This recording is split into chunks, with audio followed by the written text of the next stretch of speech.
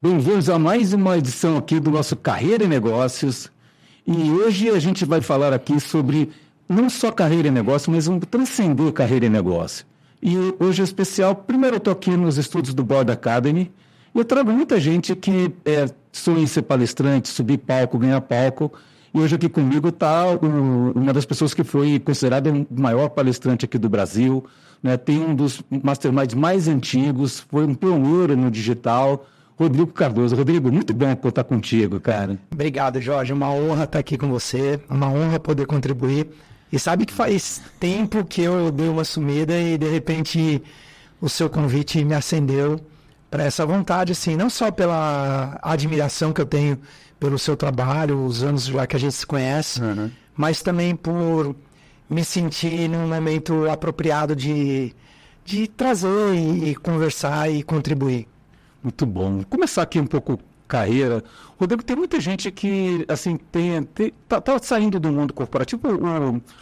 Aqui o ouvinte do podcast está saindo do mundo corporativo, está indo para empreender, está ganhando palco, está começando a dar esses primeiros passos. E aí, com a tua experiência, né, o que você dá de dica para quem vai começar a entrar para o mundo das palestras, apresentações corporativas? O que dá certo, o que não dá certo? Eu sei que você tem todo um power trainer sobre isso e tal, mas assim, se você puder ajudar a hora começando.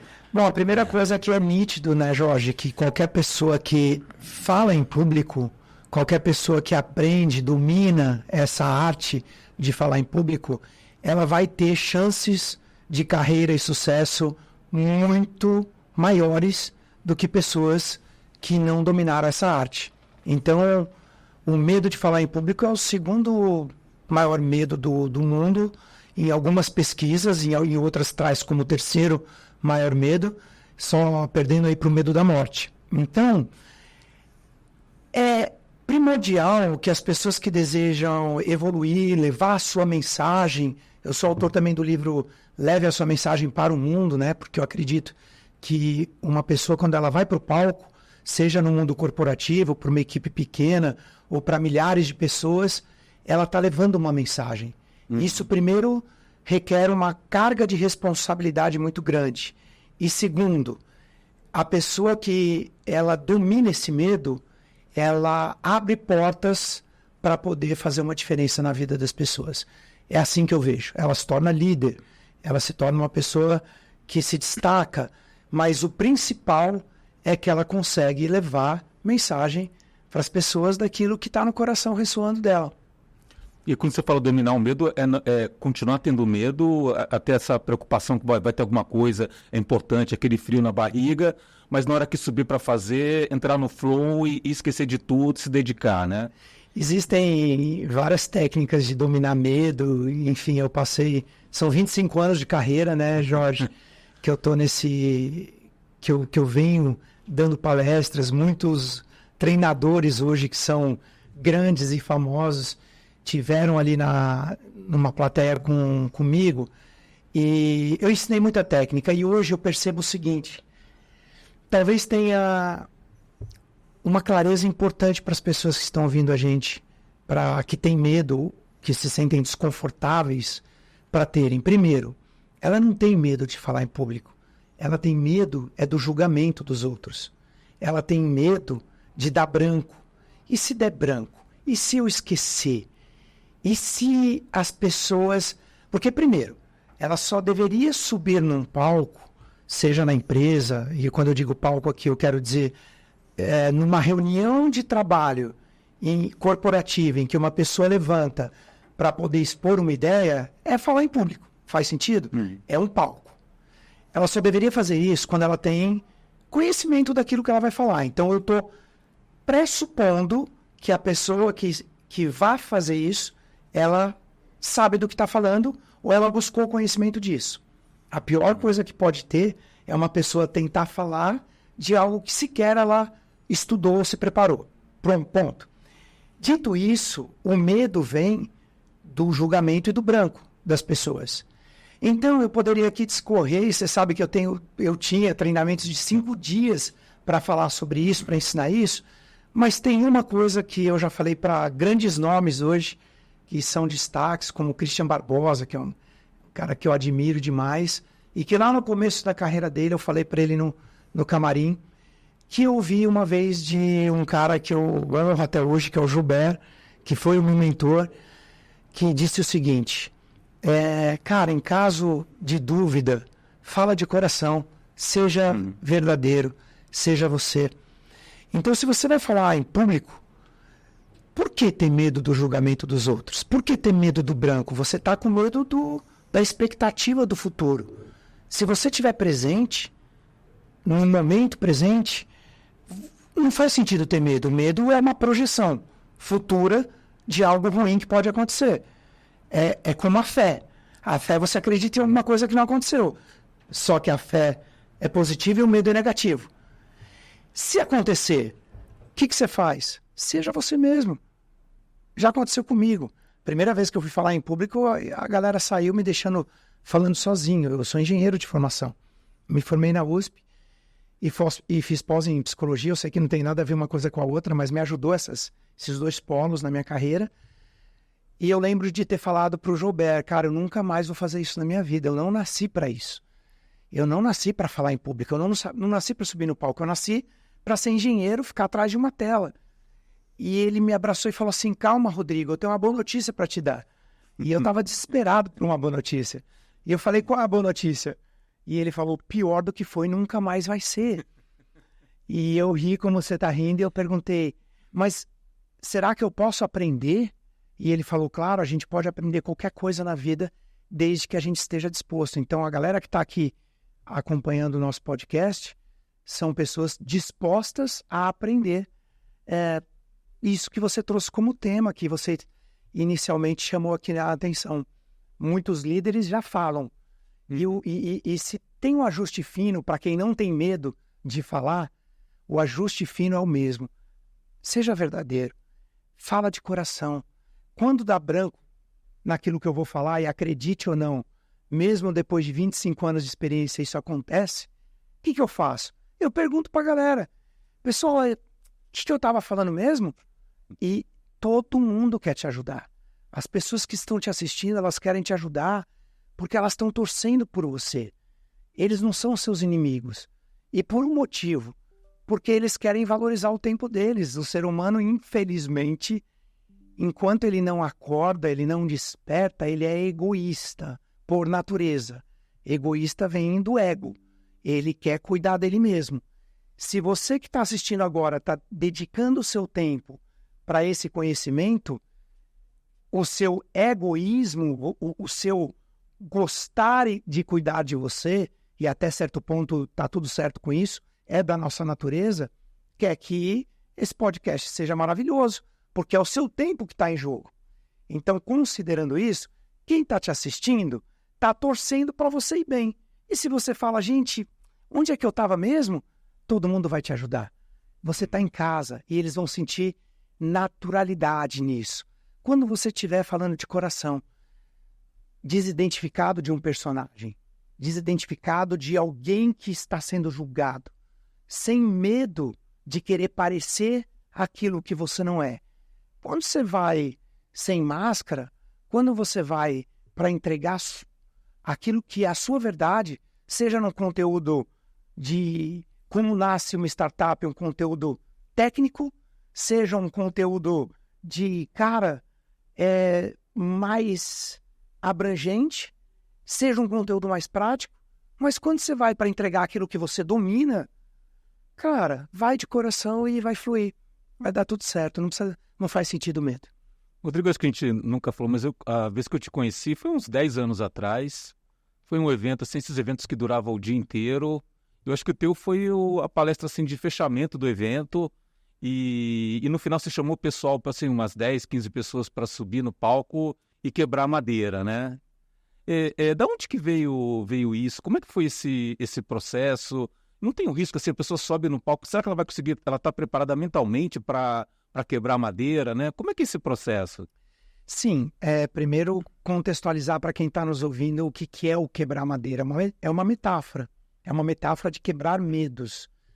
Muitas vezes o que trava as pessoas de alcançarem aquilo que, enfim, elas entendem que é importante alcançar na vida delas, seja dinheiro, seja tempo livre, seja poder morar em qualquer lugar do mundo, seja uma empresa de sucesso, seja paz, qualquer coisa que ela vá buscar, via de regra, o que as impede é o medo. Então, a metáfora da quebra da madeira, primeira pessoa que eu vi fazendo essa metáfora, que eu ouvi falar, foi o Dr. Laí Ribeiro, bem há muitos anos. Depois eu vi Tony Robbins, lá em 1997, quebrando a madeira no palco, ele quebrando uma madeira, para botar as pessoas num estado de alta performance, para posteriormente caminhar sobre o fogo, como uma metáfora também. Se você é capaz de pisar em brasas e não se queimar, quantas outras coisas você é capaz de fazer na vida e você acreditava que eram impossíveis e, no fundo, eram apenas impossibilidades mentais. Beleza. Aí eu vim para o Brasil e descobri que o Laí fazia isso num treinamento dele na época chamado Sintonia, com cavaletes, e as pessoas quebravam a madeira também no mesmo sentido de quebrar os medos de cima para baixo. Depois o professor Masaru Gata, olha que eu estou falando de dinossauros, assim, pessoas que eu honro e respeito muito, eles abriram esse caminho hoje que no mundo digital é tão acessível. Ele também fazia treinamentos e também com cavalete, e eu só fazia treinamentos. A primeira vez que eu decidi fazer numa palestra, eu lembro como se fosse hoje, foi numa palestra no Shopping Guarulhos, palestra gratuita, para a galera que estava lá e de repente foi lotando o auditório, tinha umas 100 pessoas, e eu experimentei, eu falei, deixa eu entregar uma degustação daquilo que eu faço no meu treinamento de um dia inteiro. E aí foi a primeira vez e o resultado foi impactante de chamar essas pessoas. Alguns aprendizados. O primeiro deles foi que o efeito que tem quebrar uma madeira que só lutadores de artes marciais são capazes de fazer após alcançar a faixa preta, e a pessoa quebra, uma velhinha, uma senhora, um senhor de 92 anos foi o recorde de idade que eu me lembro. O meu filho com 7 anos quebrou a primeira vez. O impacto emocional que isso causa em quem está no palco quebrando não é muito diferente de quem está assistindo. Falando, caramba, eles conseguiram. Se eles conseguiram, eu consigo também. Esse é o único efeito. A madeira é o que menos importa. Segunda coisa que eu percebi, e aí respondendo a sua pergunta, e se a pessoa não quebrar? No começo, Jorge, imagina, eu comecei com 25 anos de idade, 26. Eu tinha aquela coisa de, cara, não é a força física, é aqui, é na cabeça. A gente vai amadurecendo. Então, a madeira era de, cara, quase 2 centímetros. Era e vamos quebrar. E eu aprendi a botar a pessoa no estado. Como é que coloca uma pessoa no estado para ela quebrar uma madeira? Se eu falo para você que do lado de lá, do quarto escuro, que essa metáfora foi criação minha, na verdade, nem acho que foi criação minha, eu acho que foi uma conexão divina e que a metáfora veio para mim e nasceu de colocar você num quarto escuro com seus maiores medos. As pessoas com os olhos fechados. Cara, o que vem travando a sua vida? Você tem medo de quê? E eu transformava isso em animais, mesmo que a pessoa não conseguisse ver, mas ela conseguia sentir o cheiro, a textura, a temperatura, o tamanho, o quanto isso estava impedindo essa pessoa de ser um pai melhor, uma mãe melhor, um empresário melhor, um ser humano melhor, qual o preço que ela estava pagando na saúde física dela, nos relacionamentos, quem ela estava se afastando da vida dela, de pessoas importantes que ela ama por causa desses medos. E aí, cada um tem a sua própria história. As lágrimas vinham, pessoas afastando filhos, perdendo filhos para as drogas, empresários colocando toda a energia no trabalho e não cuidando da saúde, colesterol alto, sabe assim, perdendo vitalidade, casamento de fachada, apenas para os outros verem, mas não tinha mais amor ali. Qual é o preço que estava por trás disso? Então você coloca um estado emocional. Então eu falava o seguinte, imagina que do lado de lá desse quarto existe a liberdade que você tanto busca. E aí um campo verde, gramado, céu azul. Isso era o que era para mim, o significado da madeira. Então nem o Laí, nem o Massari, ninguém fazia a quebra da madeira desse jeito. E ninguém fazia a quebra da madeira em pé, como eu trouxe, que é eu seguro a madeira e a pessoa quebra.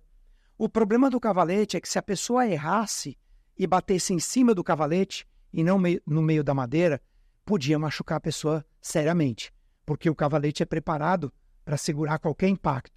Então, esse impacto podia voltar para o braço dela e podia chegar no nível até de quebrar o próprio braço. Quando eu estou segurando a madeira, eu tenho várias condições de absorver isso. Primeiro, eu diminuí a espessura da madeira porque isso era o que menos importava. Segundo, se a pessoa ia bater no meu dedo, que já aconteceu, eu não sei onde está a câmera aqui, mas eu tenho um dedo torto, essa câmera aqui eu não sei se pega, essa aqui, ó. Esse dedinho é levantado porque um dia uma pessoa bateu no meu dedo e quebrou, fraturou e o dedo colou desse jeito. Então eu aprendi, cara, se ela vai bater na minha mão, eu tinha o reflexo de colocar a madeira no meio. Ela errou no meio, mas eu acerto. E aí, a terceira coisa é, cara, e se ela não quebrar? Eu dava 2 chances. Eu, por experiência, percebi que com 5 tentativas, a mão ia ficar vermelha, ia doer. Mas ainda assim eu dava 2 chances para não correr nenhum risco de machucar ninguém. A primeira delas era, bateu, não quebrou, então faltou estado emocional. Senão o que falta é força física mesmo e tá tudo bem. Tem gente que não vai ter a força física de conseguir quebrar madeira. A maioria das vezes, 90%, Jorge, era força emocional. Pedia para ela voltar a fechar os olhos, falava no ouvido dela, ninguém da plateia ouvia, era eu e ela. Pedia para ela esquecer todo mundo. Quem que é a pessoa que você pensou que você mais ama, que está do lado de fora desse quarto escuro? Quem é que vem para você? Se eu perguntasse isso para você agora, Jorge, quem vem é a primeira pessoa que viria para você, por exemplo? Para mim, minha esposa, meu filho, né? Sua esposa, seu filho, é normalmente o que vem. Como é que eu torno isso mais visceral? Eu pergunto, se tivesse que escolher agora um dos dois, a sua esposa ou seu filho, quem é o primeiro que vem? Não significa quem você ama mais, mas quem vem agora? Qual dos dois precisa mais urgentemente que você vença os seus medos? Minha esposa. Qual é o nome dela? Cláudia. A Cláudia. Então, olha que interessante. Agora eu já sei o nome da Cláudia. Você trouxe a Cláudia. A Cláudia está aqui para você. Aí eu peço para você, imagina que a Cláudia escorregou agora num abismo. E ela está se segurando no abismo. E ela está gritando por socorro. E não tem ninguém para salvar a vida dela, exceto você. Você está alguns passos para dar a mão e puxar a Cláudia de cair nesse abismo. A única coisa que te separa dela é esse pedacinho de tábua, é essa madeirinha de nada que está separando você de salvar a pessoa mais importante da sua vida. Abre seus olhos e olha dentro dos meus olhos. E aí a pessoa abria no estado que você está. Os olhos já estavam marejados. É impossível você não entrar nesse estado. Aí eu falava assim, fala para mim agora, não é por você mais. E olha como eu estou arrepiado, porque se não é mais por você, é o que Jesus nos ensinou, cara, ama os outros como eu te amei. Não é por você, é pelos outros. Olha nos meus olhos e fala por ela. Fala para mim, eu vou quebrar. E a pessoa falava, eu vou quebrar. Eu falo, não, fala com vontade. Eu vou quebrar. E ela, eu vou quebrar. Aí eu falava, então agora vai e quebra. E aí 90% das vezes a pessoa quebrava. E os 10% que ela batia e não quebrava? Aí eu já usava um filtro anteriormente, que eu dizia o seguinte, ninguém aqui está fazendo isso para provar que tem talento para ser faixa preta. O importante não é quebrar com a mão. O importante não é mostrar ou provar nada para ninguém. O importante é quebrar. Ninguém vai sair daqui com essa madeira inteira. É uma metáfora. Ninguém vai sair daqui carregando esses medos que estão cobrando um preço muito alto na sua vida.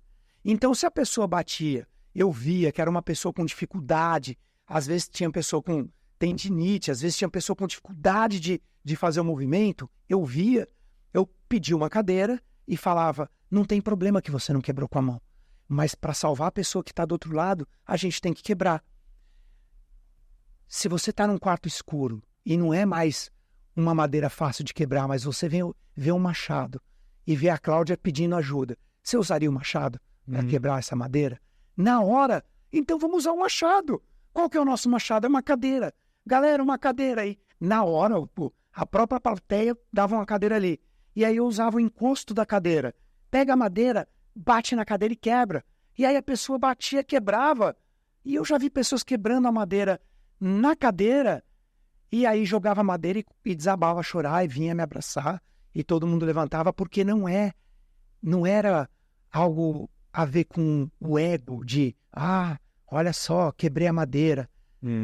No começo da minha carreira, teve um momento que era isso, que eu queria provar que qualquer pessoa quebrava. Até que eu entendi que não era isso, que era aqui dentro, que era quebrar a madeira num nível metafórico e não importa como, é sair de lá mais leve. E aí, assim, pessoas emagreceram assim como você tem a sua história, pessoas venceram medos, às vezes da infância, traumáticos, pessoas largaram vícios, pessoas resgataram casamento. Foram milhares de pessoas nessas quase 3 décadas que passaram por essa metáfora. Eu honro muito e agradeço muito a Deus por ter trazido essa metáfora que hoje tantos treinadores utilizam, e eu sou muito grato porque ela tem um poder grande de transformação. Não, muito bom, Rodrigo. E você comentou do Tony Robbins, né? Você comentou aqui do Firewalk, né? Você foi um dos primeiros, né? Ou quem trouxe, né, essa técnica aqui pro Brasil. Como é que foi? Você foi lá, fez o curso, ele ensina a fazer, você trouxe para cá? Como que... Não, ele não ensina a fazer, ele faz. E eu não sei se eu fui o primeiro, tá, Jorge? Eu acredito que eu fui o primeiro aí no Tony. Quando eu vim para o Brasil, se eu não estou enganado, ali o Chiniachik já tinha feito com a seleção brasileira, alguma coisa assim, mas eu acredito que num nível de massa, aí eu tenha sido o cara que levou isso para massa, eu e o Tony, que teve talvez coragem de fazer. E quando eu falo cara, eu acho que eu estou num lugar de tão desapego e atento a isso, sabe, Jorge? E você é próximo de mim, a gente está no mesmo mastermind, você me acompanha há anos, e então eu estou me vigiando para entender que eu fui usado para trazer essa metáfora para milhares de pessoas ao mesmo tempo, porque exige muita responsabilidade, pode queimar o pé das pessoas. Mas quando eu fiz a primeira vez, eu queria trazer o Tony, porque ele sabia o que estava fazendo. Eu não sabia. Mas, cara, eu era engenheiro. Eu cheguei a quebrar minha empresa de engenharia. Eu estava resolvendo ser treinador porque eu admirei o que o Tony fez na minha vida. Primeiro ele me transformou e eu falei, cara, eu senti que essa era a missão. Eu queria fazer isso na vida das pessoas. E sabia do poder de transformação com uma madeira ou com uma brasa. É uma metáfora. Não é aí que está a transformação. A transformação está aqui, no coração, principalmente, whatever. Aí eu falei para uns amigos e eu lotei 4 carros com 16 pessoas, e 4 pessoas em cada carro, e fomos para o sítio da minha mãe. E sem técnica nenhuma, eu só sabia que aquelas pessoas tinham que estar no estado de alta performance, de guerreiro, o arquétipo do guerreiro, para poder passar na brasa sem se queimar, porque era o que eu tinha visto acontecer. Eu não tinha feito PNL ainda. Depois eu fui fazer o Practitioner, Master Practitioner, estudei com um cara que criou a PNL, um deles, né, o co-criador, o Richard Bandler, junto com o Joe Grinden, eu tive com o Richard Bandler, fui entender o que eu estava fazendo de uma maneira intuitiva, aí depois eu entendi por trás toda a ciência que tinha. O fato é que, cara, todo mundo passou, minha mãe que nem tinha participado, ela só ajudou a fazer o churrasco ali, a brasa, ela se animou, passou também. Naquele momento eu ajoelhei, eu lembro de ter me emocionado e ter pensado, cara, a brasa vai começar no Brasil. E eu achei que eu era o primeiro, e isso para mim é o que menos importa. Gostaria hoje que outros treinadores como o Lilman faz isso, mas ainda, e não em grande escala, mas e não na grande escala pelo nível de dinheiro que a pessoa pode ganhar, mas é pelo nível de vidas transformadas numa velocidade maior, entende? Uhum. E no Ultrapassando Limites, qual foi o máximo de pessoas? 4.000 pessoas. 4.000 pessoas andando na brasa. O Tony faz acho que o máximo que ele fez foi com 12 ou 15 mil pessoas.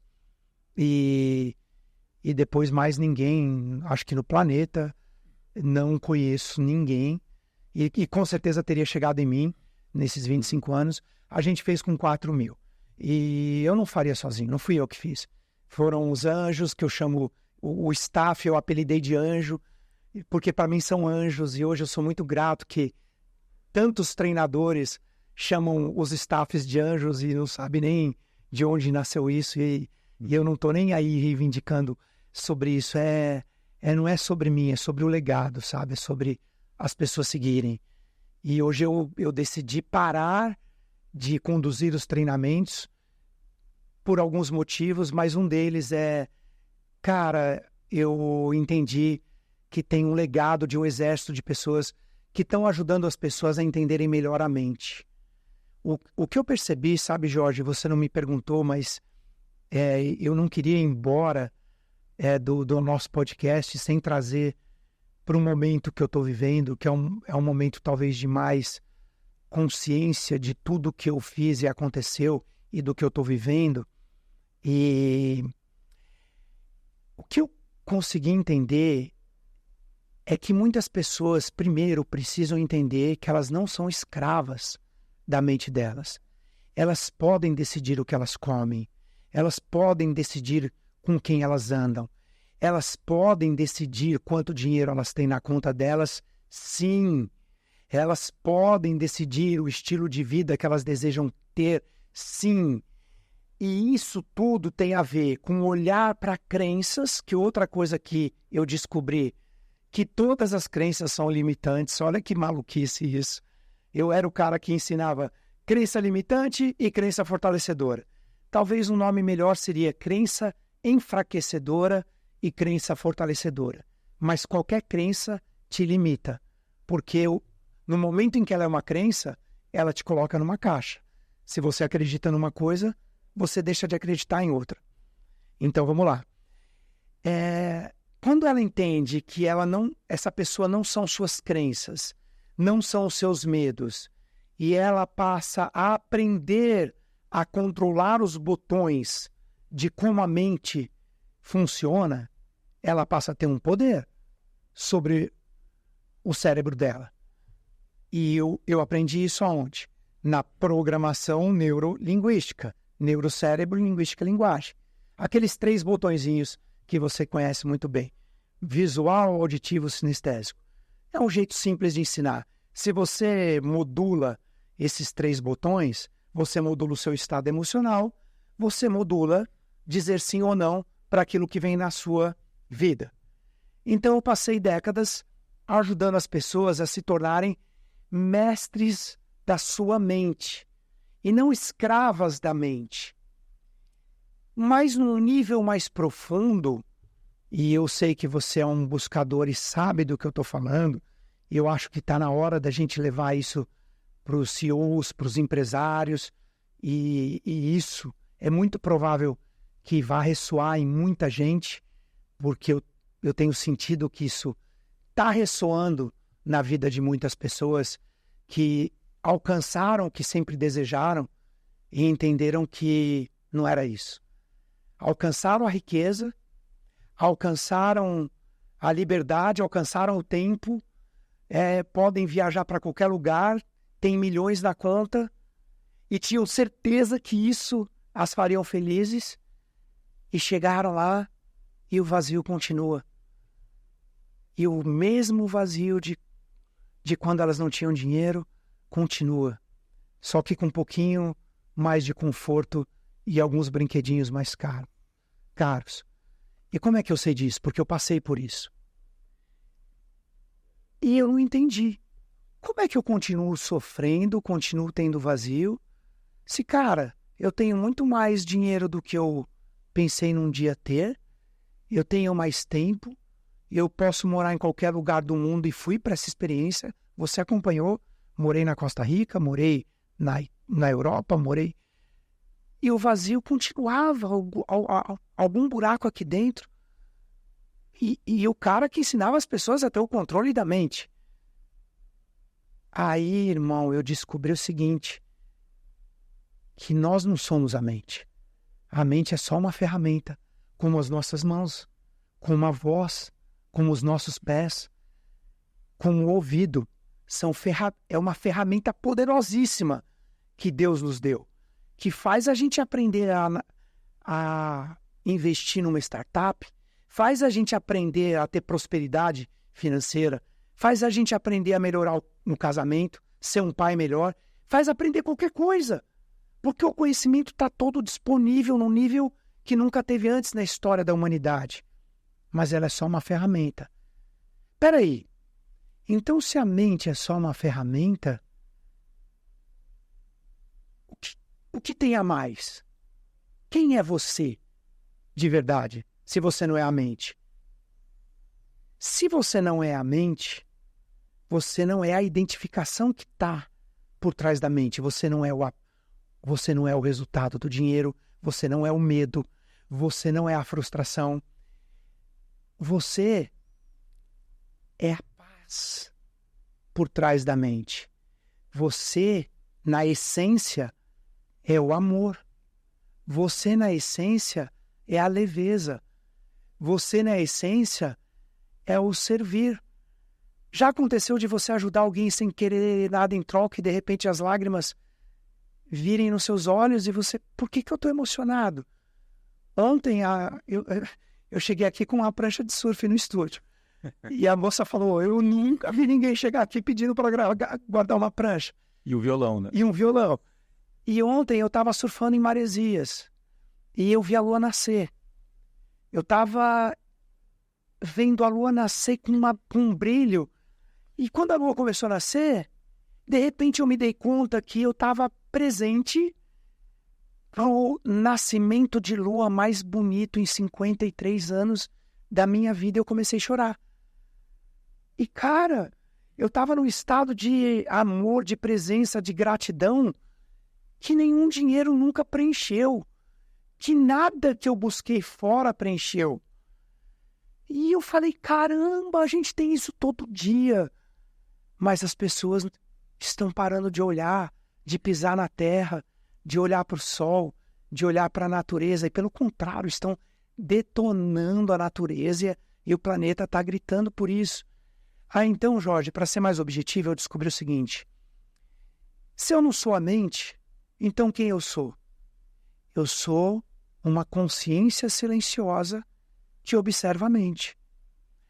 A galera que está nos ouvindo agora, e agora esse papo vai ficar talvez estranho para alguns, talvez você já tenha percebido uma voz na sua cabeça.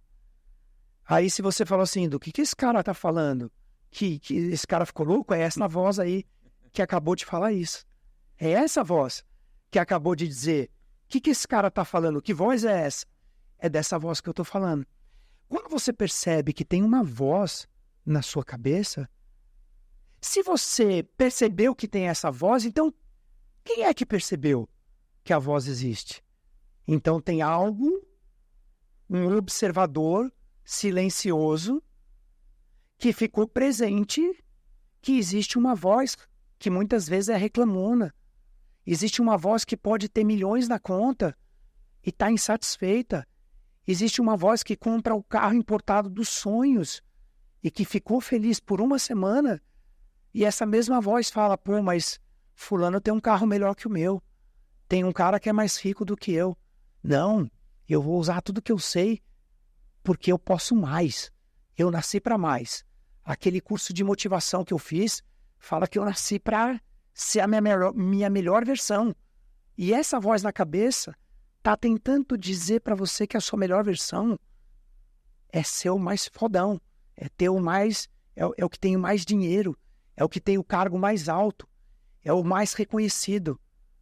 E aí, bom, eu acordei, eu despertei para perceber que eu não sou essa voz e que eu passei 2 décadas ensinando as pessoas a terem o controle do painel dessa voz.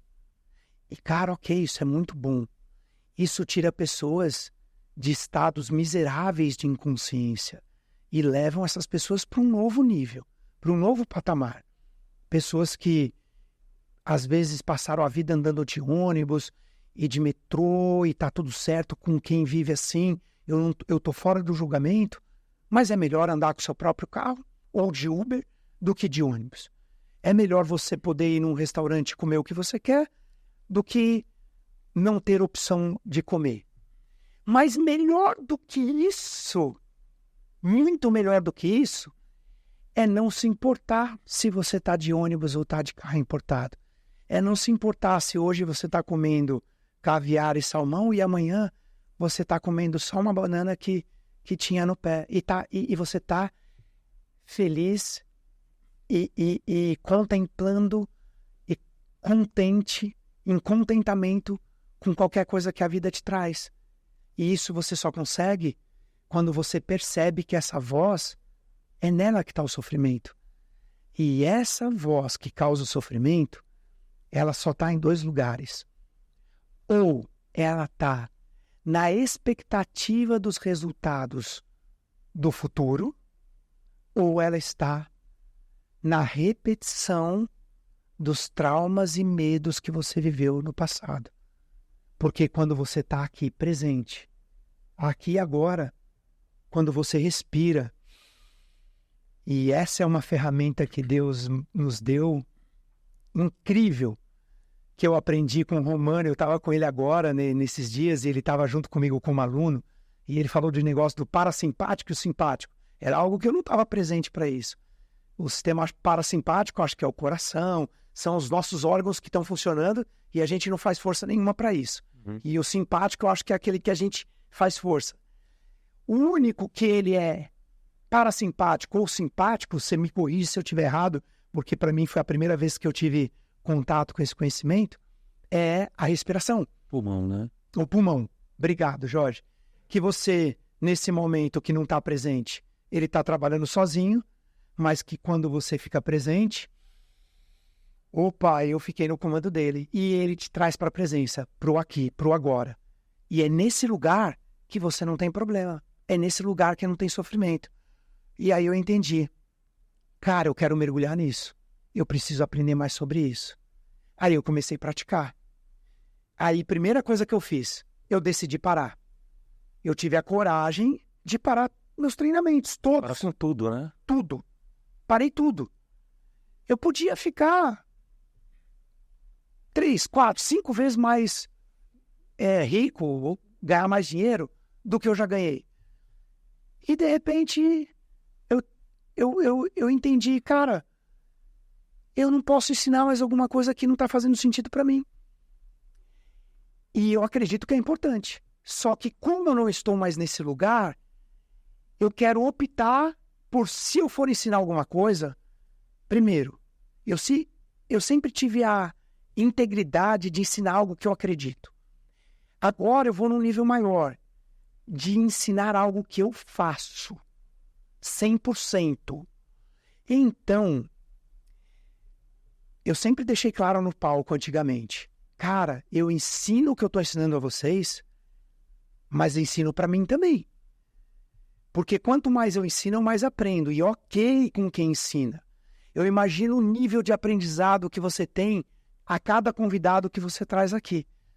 Porque, cara, você está ouvindo, você está se colocando num lugar dificílimo, que é um lugar de consciência, de mestres. Eu vou falar menos e vou ouvir mais. E esse é um lugar que poucos se colocam. Então, imagina o quanto você absorve de sabedoria de cada um que passa, de cada alma que passa aqui. A primeira coisa que eu honro e percebo é isso. Segundo, eu nunca menti para ninguém. Cara, eu ensinava controle emocional. Às vezes eu perco a linha, perco, ou se eu perco. Só que quando eu ensino vocês, é mais fácil eu aplicar, porque eu estou sempre me lembrando. Então é mais fácil o Rodrigo voltar para um lugar que eu não voltava quando eu não ensinava nada. Beleza. Hoje tem muitos treinadores fazendo isso e ajuda as pessoas a chegarem no nível que elas precisam chegar. Só que quando eu entendi que ter o controle da mente é apenas controlar uma ferramenta, mas isso não cura o vazio, isso não cura o sofrimento, e eu passei a vida achando que ia curar, que seria isso que traria a felicidade que tantos buscam, e quando eu cheguei, eu vi que não era, perdeu total sentido. Então, eu tive coragem de fazer o que muitos, hoje, players e treinadores querem fazer e não têm coragem, que é, cara, eu vou parar. Porque a gente pensa assim, muitas vezes a gente pensa assim, né, Jorge, cara, qual que é o mínimo que eu preciso para viver de renda, por exemplo? Mas as pessoas não param para pensar qual é o máximo. Cara, porque às vezes as pessoas têm muito mais do que precisam e como aprenderam a máquina, entenderam a máquina, não para. Imagina a diferença que daria para fazer na vida das pessoas quando você fala, cara, eu preciso disso. Se eu ganhar alguma coisa a mais do que isso, como foi o último treinamento que eu fiz, no qual eu nem fui o grande treinador, eu fui só o maestro de uma orquestra e você esteve lá, o dinheiro que veio, eu acho, e eu não estou falando isso para falar, não é pro ego, não. É só para dizer de um lugar de consciência que, cara, tem tribos dos povos originários que estão sem água. Então eu peguei esse dinheiro que o Rodrigo normalmente colocaria numa aplicação, no investimento, ajudaria a aumentar a renda mensal na aposentadoria, que eu penso que eu estou tendo clareza que eu não me aposentei. Se eu estou aqui, então eu não estou aposentado. Eu só não estou ganhando dinheiro para estar aqui, mas eu estou fazendo um trabalho.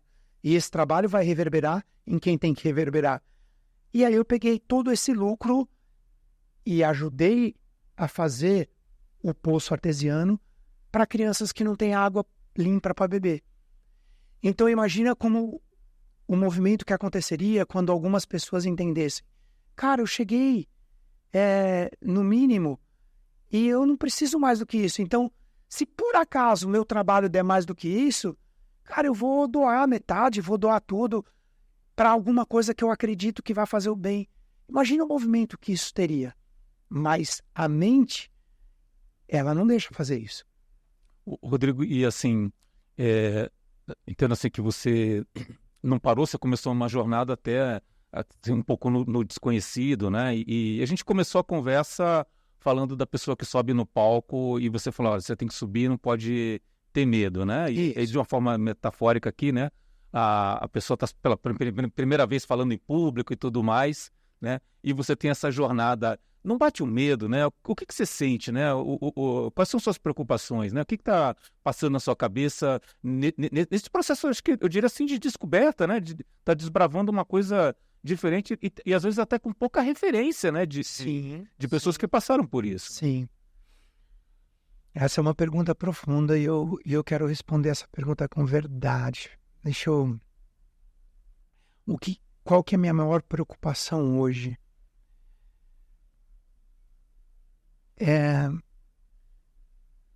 Então vamos lá.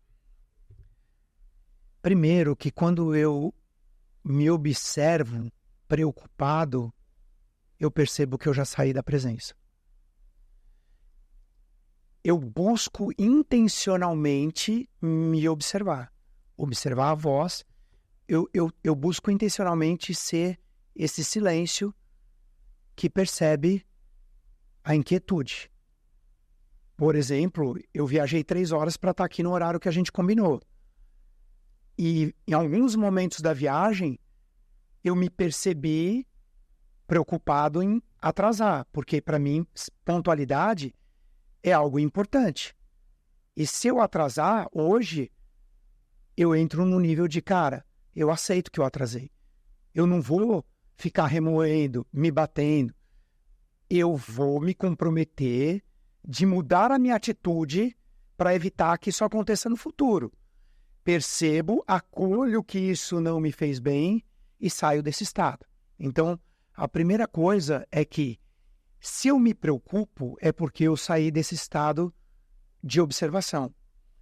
Mas, sendo brutalmente honesto e transparente, talvez a minha maior preocupação que eu tenha hoje é de caminhar para trás, é de perder essa consciência que eu estou começando a arranhar, que eu estou começando a perceber que existe. É voltar no ego, é voltar na vaidade, é voltar na... Eu nunca me considerei um cara vaidoso, ou um cara egóico, um cara arrogante, um cara que o palco me embriagou, como a gente percebe acontecendo com muitos. Você me conhece em cima do palco e atrás do palco. E eu não sei qual é a sua percepção. Eu sempre tomei muito cuidado para não esquecer de onde eu vim. E passei um ano isolado. Tipo, cara, preciso olhar, entender isso que está acontecendo em mim.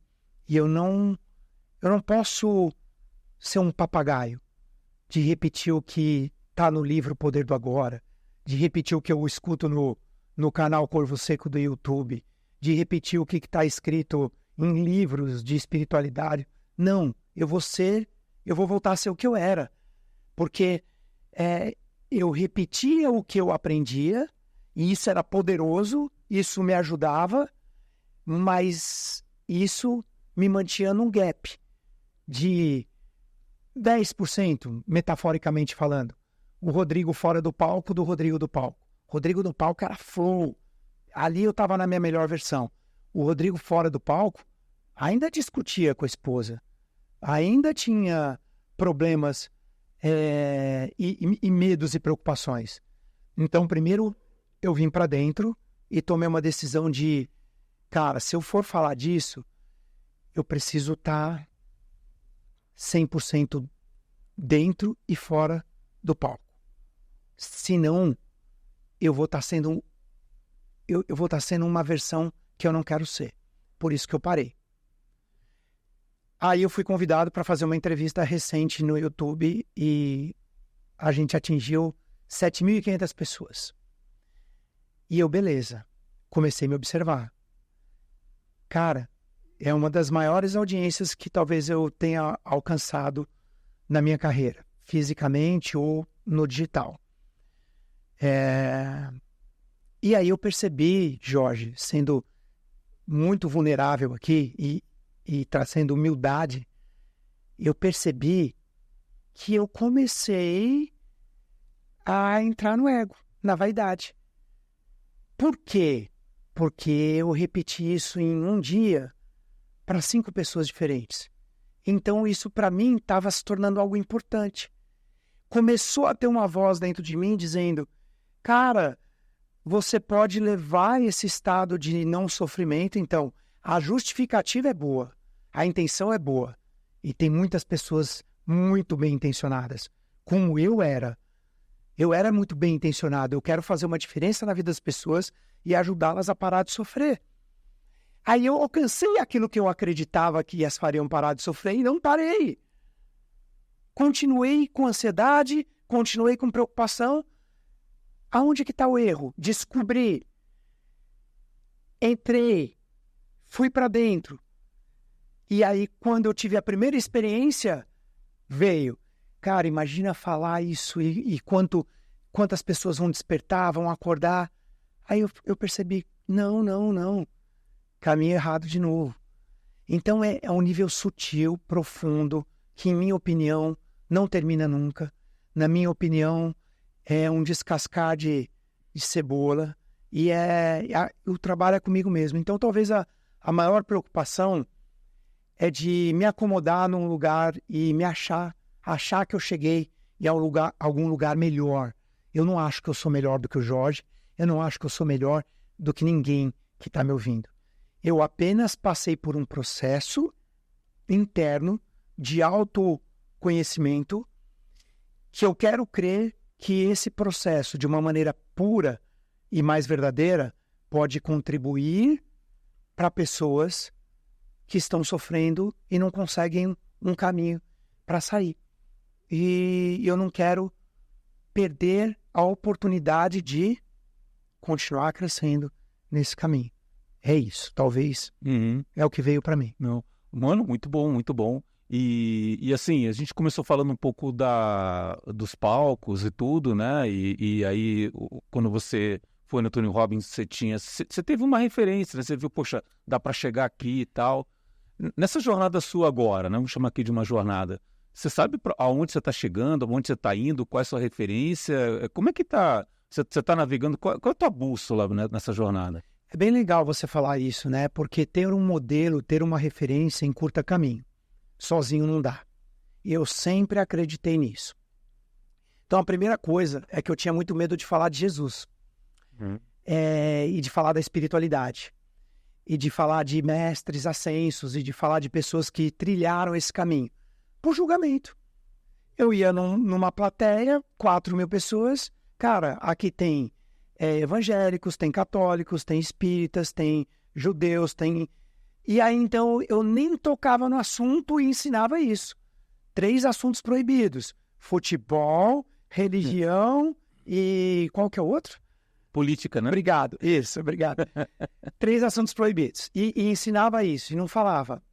Hoje, um desses assuntos que não é religião, mas para mim é muito verdadeiro, é entender que Jesus, assim como muitos mestres, mas em minha opinião, o maior de todos pela história que vem até nós e às vezes deturpada, às vezes não, mas aí eu peço que cada um vê e filtre o que faz sentido no coração.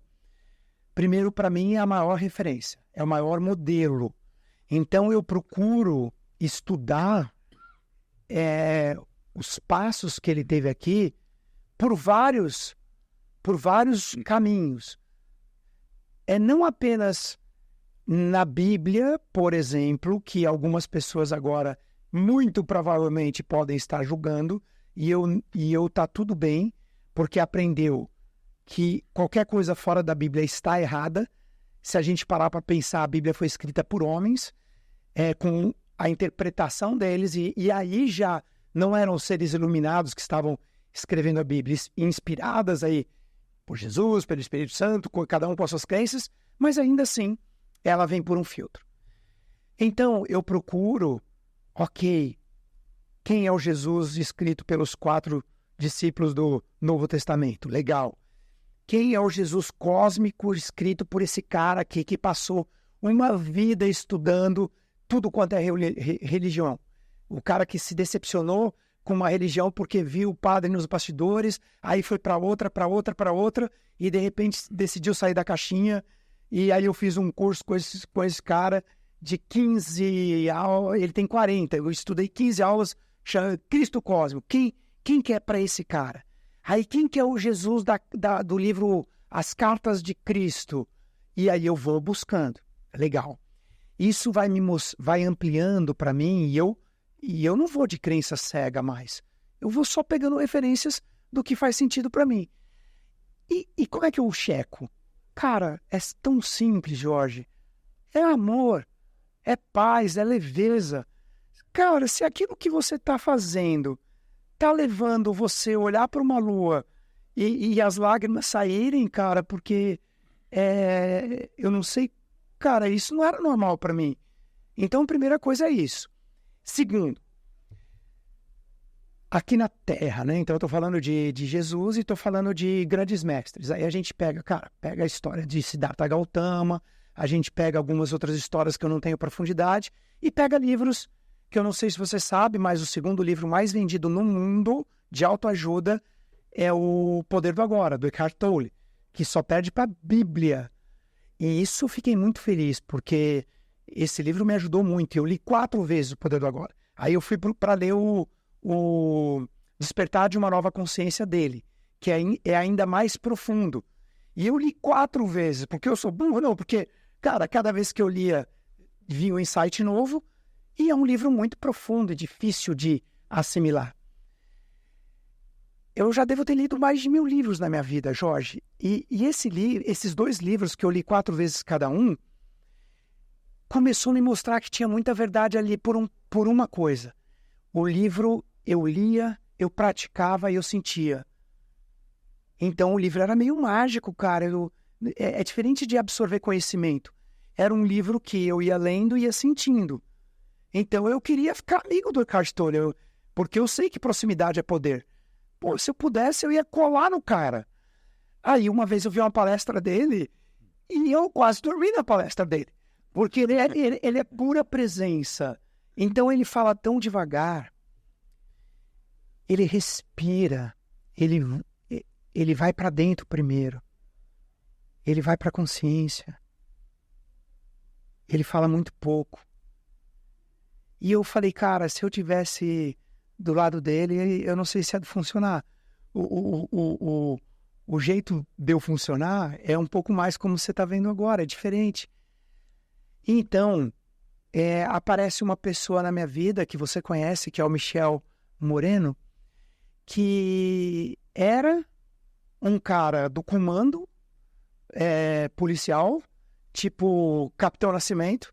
Ele fala, assistiu Tropa de Elite? Assistiu. Cara, o Capitão Nascimento do Tropa de Elite, para mim, ele era uma menina. Imagina isso. E um cara que eu tive oportunidade de ficar próximo, e de todos que eu já me aproximei na minha vida, é um cara que eu mais vi levar esse trabalho a sério. Ele é perfeito? Não. É iluminado? Não. Tem várias outras pessoas. Eu sou amigo do Murilo Gun e acho que o Murilo é um cara que está num caminho. Outro cara que apareceu no meu radar, é um americano que até botaram um podcast nele. Ele é brasileiro, mora nos Estados Unidos, loiro, do Sul. Enfim. Não veio o nome dele para mim agora, mas alguém do Power Mind colocou lá, o Marcos, o dono da franquia Mundo Animal, colocou lá. Eu assisti a um cara que está no caminho, mas eu não sou amigo. Murilo Gun, eu tenho acesso, tem o WhatsApp dele aqui, mas não tenho essa proximidade. Mas o universo vai e faz eu me aproximar de um cara que eu vejo praticando. Um cara que eu vejo não reagindo. Um cara que eu vejo aceitando o que a vida traz com paz, com serenidade. Num lugar que, se eu estivesse no lugar dele, eu não agiria como ele age. Um cara que cai, e eu já vi caindo, mas que volta muito rápido.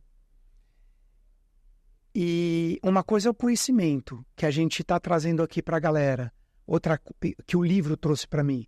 Outra coisa é sustentar esse conhecimento no dia a dia. Quando você se aproxima de pessoas que estão no lugar onde você quer estar, isso torna o caminho mais fácil. Porque não é apenas uma coisa de transmissão de conhecimento de mestre para discípulo. É uma proximidade de um amigo que está pegando onda comigo e que você está observando no dia a dia. Como é que reage uma pessoa que consegue amar um estranho, que para tudo por uma garçonete que virou e falou assim, me perdoe, eu errei o pedido porque eu tenho um problema no meu ouvido, porque o médico falou que eu não escuto bem. Falou, o quê? E essa pessoa sequer para de comer, deixa a comida esfriar para entregar amor para essa garçonete, para lembrar quem ela é e falar para ela, cuidado com o que você acredita com o que os outros falam. Tá tudo bem errar o pedido. O que não tá bem é você achar que você tem algum tipo de problema e você comprar problemas que os outros estão falando que você tem. Você consegue me ouvir? Consigo, então você não tem problema nenhum. E mesmo se você não conseguisse, isso não é um problema. Às vezes aquilo que é problema para uns é a maior dádiva para outros. Nascer sem os braços e sem as pernas é um problema? Para muitos seria o maior problema de uma vida. Para o Marcos Rossi, que esteve no nosso último encontro, é a melhor coisa que aconteceu para ele. Porque hoje ele inspira milhares de pessoas pelo mundo. Ele virou amigo pessoal do Tony. Então entenda que aí eu me aproximei, criamos algo novo, né, que foi o De Volta para Casa, onde eu me coloco como um aprendiz. E você teve na primeira edição, que agora eu tive na terceira, não estive na segunda, e que foi completamente diferente É outra coisa da primeira, porque está ficando refinado. Porque de lá para cá eu não parei de sustentar e fazer as ferramentas todos os dias. Então, o nível de consciência que eu tinha quando a gente estava junto é completamente diferente do que eu tenho hoje. Então, talvez se eu tivesse uma preocupação, a preocupação seria parar de praticar todo dia. Você quer ganhar mais força muscular? O que você tem que fazer? Malhar, né? Malhar, ir para academia, puxar peso. Se você quer ganhar mais consciência, uma coisa é descobrir como, a outra coisa é fazer. Fazer exige disciplina, exige intenção, exige prática. E aí, então, isso para mim virou minha prioridade. A prioridade na minha vida é isso. Para chegar no lugar que quando eu falar para uma pessoa ou para milhares, não importa. E aí eu vim com ele até falando assim, e se o Jorge me perguntar o porquê que eu parei? Que é uma pergunta que eu imaginei que você fosse fazer e que é interessante você não estar preocupado ou ter feito essa pergunta que normalmente, num a um, é o que normalmente me fazem. Por que você decidiu parar? E aí E olha como que proximidade é poder. Aí ele me traz uma clareza e disse o seguinte, quem disse que você parou?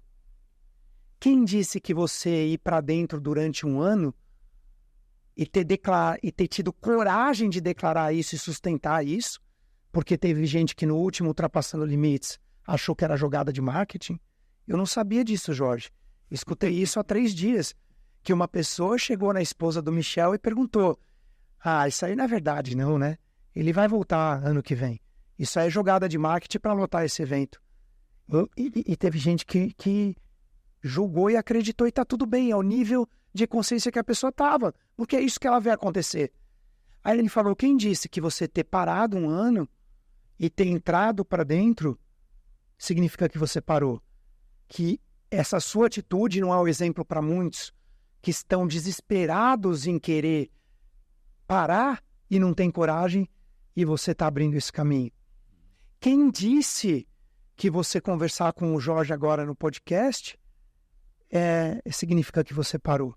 Quem disse que parar de trabalhar em troca de dinheiro significa que você parou? Quem disse que se um dia você voltar a ganhar dinheiro significa que você voltou? Uhum. E eu falei, caramba, você entende então como ter uma referência mais próxima? É um mestre iluminado? Não, não é. Mas é alguém que está 8 anos na minha frente, fazendo o que eu estou fazendo há 8 anos, e que, Jorge, eu pisei no acelerador, irmão. E ele, quando me conheceu, falou que não me via nem nessa estrada. E falou assim, cara, eu olho no espelho retrovisor agora e vejo o farol aceso, piscando, o farol ali na cola, sabe?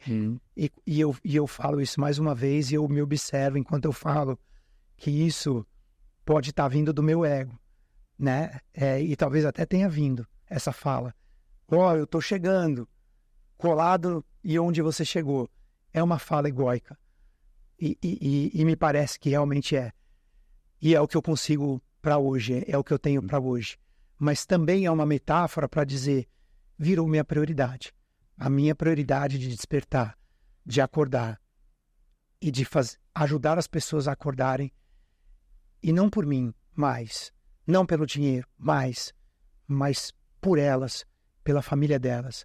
Porque à medida que elas vão despertando, elas vão curando quem está à volta delas. Uhum. O ambiente, a vibração vai mudando. Você não há vibração diferente, a Cláudia vai vibrar diferente. É diferente você chegar em casa preocupado, estressado, reclamando com o trânsito, com o que aconteceu, com os inúmeros negócios que você tem, que eu vejo você sempre sereno. E eu admiro, eu falo, cara, o Jorge é o cara, um dos caras que eu conheço que mais tem negócios, próspero, financeiramente falando, e eu nunca vi você reclamando. Eu nunca vi você fora dessa serenidade, e eu nunca vi você apegado. Pelo contrário, quando a gente estava junto e você entrou no mar em Floripa, eu entrei numa vibração de preocupação com você, do mar, pô, a corrente, as ondas, tudo, e de repente você sai em paz e, cara, contemplando, como eu falei da lua agora, você saiu de lá numa paz, você viveu aquele momento, aquele agora. Então a gente deve estar rodeado de pessoas que não precisa ser mestre, não. É só você olhar quem está um pouquinho melhor do que você. O que essa pessoa tem? Ela tem presença? Ela tem Jesus no coração dela? Ela tem princípios? E se aproxima de quem está perto daquilo que você gostaria de ser. Outra clareza que veio para mim, Jorge, para contribuir, eu estava num conflito, né? Você viu eu vivendo isso, o pêndulo. Eu estava aqui e de repente, blum, despertou essa clareza, eu vim para o outro extremo. Então eu vim para o extremo, cara, abandonar tudo, eu vou para a floresta, vou viver com os índios, blum. Aí isso parece ser natural com todo mundo. Parece que esse movimento aconteceu com aquele artista famoso que fez o Máscara, o comediante famoso Jim Carrey. Jim Carrey. Parece que o Jim Carrey também foi para outro extremo, senão ele teve em depressão, senão talvez ele teria um fim que teve o cara que fez o Patch Adams, que tirou a própria vida, o Robin Williams, né? Triste, só que parece que agora o Jim Carrey está mais centrado e está conseguindo comunicar isso que ele experimentou. Então, beleza, legal. O meu extremo foi, cara, eu não acredito em metas, mas como é que eu ensinava metas e eu não acredito em metas? Porque quando você tem uma meta, você tem um desejo. O desejo, ele vem do ego. Eu quero um carro, eu quero uma casa, eu quero viagem. E a razão do sofrimento é o ego. Porque o desejo de alcançar alguma coisa, enquanto você não alcança, você está vibrando no sofrimento, não alcancei. E quando você alcança e você descobre que aquilo não te preenche, isso traz sofrimento também. E algumas vezes você, de maneira ilusória, acredita que o próximo nível é o que vai te trazer felicidade. Então, cara, a meta não faz sentido. Olha que interessante, estava aqui no pêndulo. Aí, como é uma casca de cebola, e a gente vai tendo clareza. Eu entendi que metas são importantes, sim. Mas não são as metas de ser, fazer e ter, que eu sempre ensinei. São as metas de ser.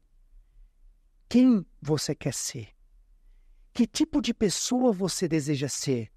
Eu quero ser uma pessoa leve. Eu quero ser uma pessoa bem-humorada. Eu quero ser uma pessoa que, cara, ri pra vida, não importa o que a vida me traz. Eu quero ser uma pessoa em paz. Cara, eu quero ser uma pessoa que em casa faz todo mundo sorrir. Tamanha leveza, tamanha alegria. Então, isso é o que você quer ser, beleza. O que você precisa fazer para ser essa pessoa? Agora, começa um fazer diferente. É um fazer de, cara, talvez eu preciso fazer dinheiro. Porque sem pagar as minhas contas eu não consigo ser uma pessoa leve. Beleza, então o trabalho é importante, sim. Talvez eu preciso ser uma pessoa, eu preciso fazer algumas coisas que mostram que eu posso chegar num nível do tipo me aproximar de pessoas, ler livros e tudo mais. E esquece a meta de ter. Porque o ter, ele traz para uma expectativa de resultados. E quando você não tem expectativa com os resultados, você é o seu melhor ser. Você é a sua melhor versão. E na sua melhor versão, que é o estado de presença, sem expectativa com o resultado, você vai alcançar o melhor resultado que é para ser. Mesmo que o seu ego acredite que aquele resultado é o pior. Se você tiver um estado de consciência, aquilo que para o teu ego é o pior que pode acontecer, você aceita com graça, com gratidão o resultado negativo, porque o Cadu me ensinou uma coisa. problemas não existem. Eu falava, o que existem são desafios. Aí vem o Cadu e fala, transforma a palavra desafio, que também leva para um estado de competitividade, e esse estado de competição também leva para o estado de eu sou melhor, então você é pior, para um convite. Então, transforma problema em convite. Ao invés de falar, cara, eu estou com um problema, não. Eu estou com um convite de evolução. O resultado que o seu ego queria não é o que veio, cara, é um convite. O que eu preciso aprender com esse resultado? Veio muito melhor. Ah, não se identifica. Você não é mais foda que ninguém. Aceita com graça também. Significa que você acertou. Cara, recebe. Porque o outro extremo de alegria extrema também é sofrimento. Por quê? Porque você está identificado com aquilo que te deixou alegre. E aí você começa a sofrer por quê? Porque se eu perder isso que me deixou alegre, eu vou para o sofrimento e para a tristeza. Então, eu não posso perder. Então, você está andando de Porsche, mas está triste. Porque você tem medo de perder esse Porsche. Você tem milhões na conta e está triste. Por quê? Porque se você perder isso que você levou a vida toda para conquistar, você vai voltar naquele lugar. E aí, a alegria sem consciência não é felicidade genuína, é sofrimento também. Então eu entendi que tudo bem, é legal ter meta de ser. E aí escolhe quem você quer ser. Você quer ser uma pessoa que deixa a vida me levar, vida leva eu? Não é isso também. Eu não sou um cara que gosto de acordar cedo e não sou um cara que gosto de banho gelado, não. Mas esses últimos 5 dias eu acordei mais cedo que todo mundo e fui para a cachoeira sem querer ir para a cachoeira. E tomei banho gelado e foi a melhor coisa que aconteceu. Meu corpo acordou. E quando eu entrei, era difícil. Como qualquer caminho, como esse caminho é difícil. Era difícil, mas depois que eu estava lá dentro, nossa, meu corpo gritava de alegria, as células, o corpo... E eu falava, que bom que eu não me rendi a deixa a vida me levar. Senão eu ficava na cama e acordava o mais tarde possível. Então, você percebe, Jorge, que eu ainda estou no processo de evoluir, e eu acredito que esse processo não acaba nunca. Eu acho que só um cara que pisou nesse planeta chegou no nível máximo desse processo. E você sabe de quem a gente está falando. O cara que transcendeu a morte e o cara que nos deixou só ensinamento. Cara, o caminho é amor, é amor, é amor. Então, é um processo e essa é a bandeira, a tocha que quando alguém me convidar para falar, é o que eu gostaria de levar para as pessoas, sabe? Cara, é legal falar que, putz, você pode vencer o medo de falar em público. Fala de coração, fala com amor. Mesmo que seja a sua primeira vez. Se você tiver com amor e tiver embasado no que você vai falar, vai funcionar. Você me conhece há 10 anos, né, Jorge?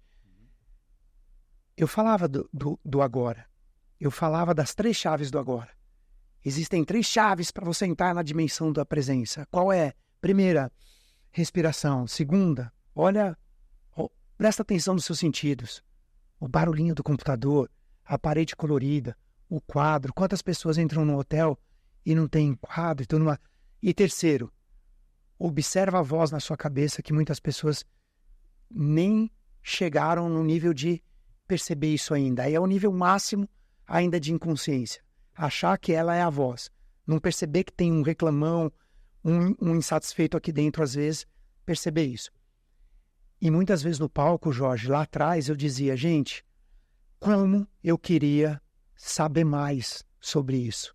Eu só consigo chegar até aqui, porque é até aqui que eu vim. Talvez você já tenha me escutado falar isso lá no passado. Eu só consigo ensinar até onde eu vim. Eu não tinha referência, eu não tinha alguém perto para ver como é que eu dou o próximo passo. Como é que eu subo o próximo degrau disso daí? Como é que eu consigo sustentar isso o dia inteiro? Como é que eu não sou arrastado por uma notícia negativa? Como é que eu posso estar aqui nesse momento da presença, mas eu recebo uma mensagem que a minha esposa bateu o carro e ao invés de ser arrastado pela emoção e sair daqui correndo, respiro, fico presente, e nesse estado de presença, não é nem de felicidade, nem de sofrimento, eu vou fazer o melhor que eu posso fazer até resolver. O pneu furou. Não é não fazer nada. Cara, é trocar o pneu, mas sem reclamar. Cara, o pneu furou. O que você tem que fazer agora? Trocar o pneu. Prestando atenção em cada etapa da troca do pneu.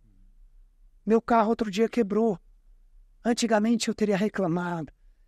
Ele quebrou no meio da montanha. Cara, eu chamei o guincho, acho que levou 1h30.